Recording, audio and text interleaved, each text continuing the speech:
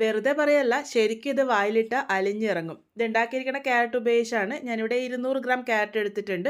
തൊലിയൊക്കെ കളഞ്ഞ് വൃത്തിയാക്കിയതിന് ശേഷമുള്ള അളവാണ് 200 ഗ്രാം. അത് ഇതുപോലെ കട്ട് ചെയ്ത് മിക്സറിൻ്റെ ചെറിയ ജാറിലേക്ക് ഇട്ടിട്ടുണ്ട്.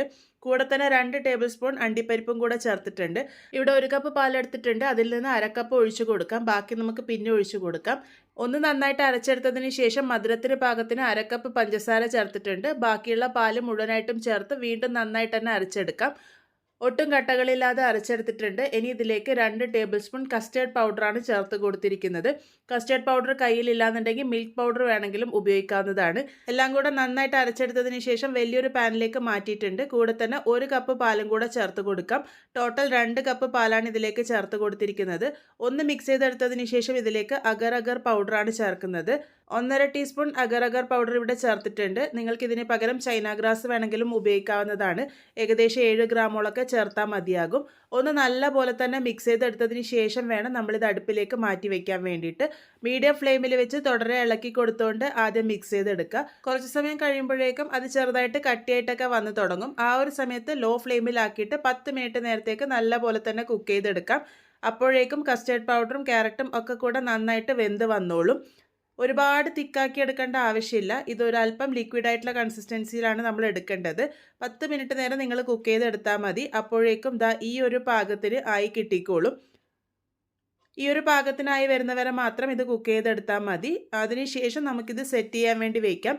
ഏത് പാത്രത്തിലാണോ സെറ്റ് ചെയ്തെടുക്കുന്നത് ആ ഒരു പാത്രം നന്നായിട്ട് നെയ്യ് തടവിയെടുക്കാൻ വേണ്ടിയിട്ട് ശ്രദ്ധിക്കുക. നമ്മൾ തയ്യാറാക്കി വെച്ചിരിക്കുന്ന കൂട്ടിലേക്ക് ഏറ്റവും അവസാനമായിട്ട് 1/2 ടീസ്പൂൺ വാനില എസൻസും കൂടെ ചേർത്തിട്ടുണ്ട്. കയ്യിലുണ്ടെങ്കിൽ ചേർത്താൽ മതി, നല്ലൊരു ഫ്ലേവർ കിട്ടും. അതും കൂടെ ചേർത്ത് നല്ലപോലെ മിക്സ് ചെയ്തെടുത്തതിന് ശേഷം നമുക്ക് ഈ ഒരു പാത്രത്തിലേക്ക് ഇത് ഒഴിച്ചു കൊടുക്കാം. കൺസിസ്റ്റൻസി നിങ്ങൾക്ക് മനസ്സിലാവുന്നുണ്ടാവും. ഈ ഒരു പാകത്തിനാണ് വേണ്ടത്. ഒരുപാട് കട്ടിയാക്കി എടുക്കരുത്. അതിനുശേഷം ഇത് സെറ്റ് ചെയ്യാൻ വേണ്ടി വയ്ക്കാം.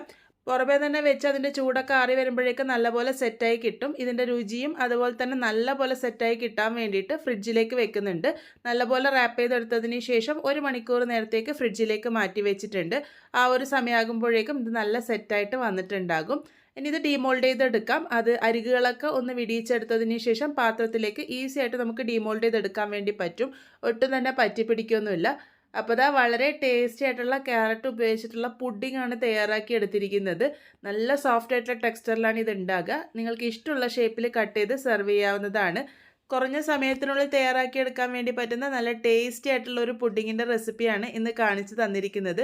കുട്ടികൾക്കായാലും മുതിർന്നവർക്കായാലും ഒരേപോലെ ഇഷ്ടാവുന്നതാണ്. നല്ല സോഫ്റ്റ് ആയിട്ടാണ് ഇരിക്കുന്നത്, നിങ്ങൾക്ക് കാണുമ്പോൾ തന്നെ മനസ്സിലാകുന്നുണ്ടാകും. എന്തായാലും ട്രൈ ചെയ്ത് നോക്കൂ. ട്രൈ ചെയ്ത് ഫീഡ്ബാക്സ് ഒക്കെ പറയാൻ വേണ്ടി മറക്കരുത്.